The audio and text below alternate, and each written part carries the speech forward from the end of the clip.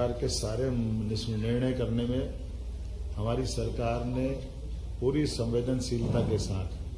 प्रदेश की जनता के हित में किसी प्रकार की कोई भी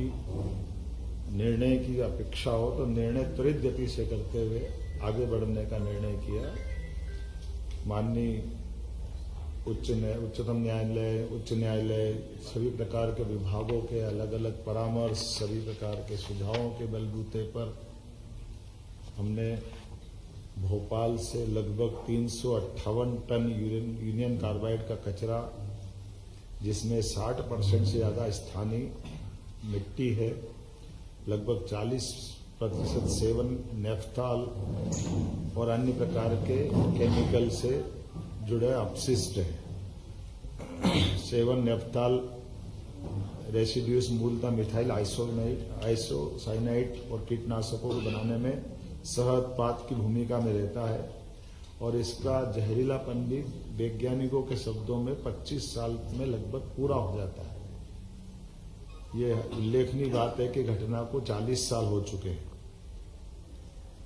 ऐसे में स्वाभाविक रूप से कई सारी जो आशंकाएं हैं, उन आशंकाओं का अपने आप इस बात का उत्तर मिल जाता है और ये इस बात का भी उत्तर है कि 40 साल से ही हम सब उस कचरे के साथ भोपाल में रहते आए। ऐसा नहीं कि कहीं से आ रहा है, भोपाल में ये कचरे के साथ ही सारे लोग रहते आए। तो इसलिए इस चीज को स्मरण में भी रखना है कि जिस बात को तथाकथित लोग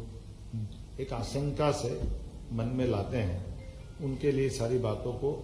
समझाने के लिए मैंने बात कही है। इस कचरे के निपटान की प्रक्रिया में दुनिया में शायद ही इतना गहन परीक्षण किया होगा।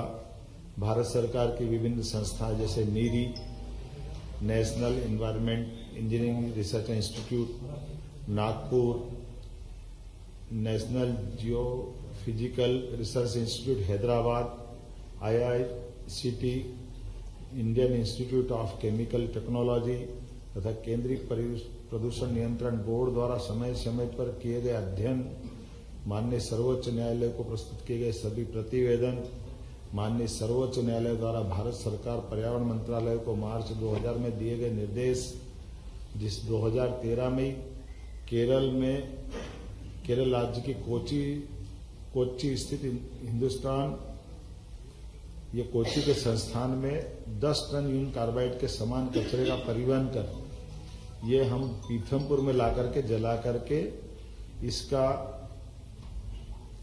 एक बार परीक्षण किया गया था TSDF ट्रायल रन केंद्रीय प्रदूषण नियंत्रण बोर्ड की निगरानी में, और इसको सफलता के साथ न केवल तत्कालीन समय जलाया बल्कि इसका परीक्षण की रिपोर्ट वैज्ञानिकों की उपस्थिति में पुनः सुप्रीम कोर्ट में भी प्रतिवेदन के साथ उपस्थित की गई थी।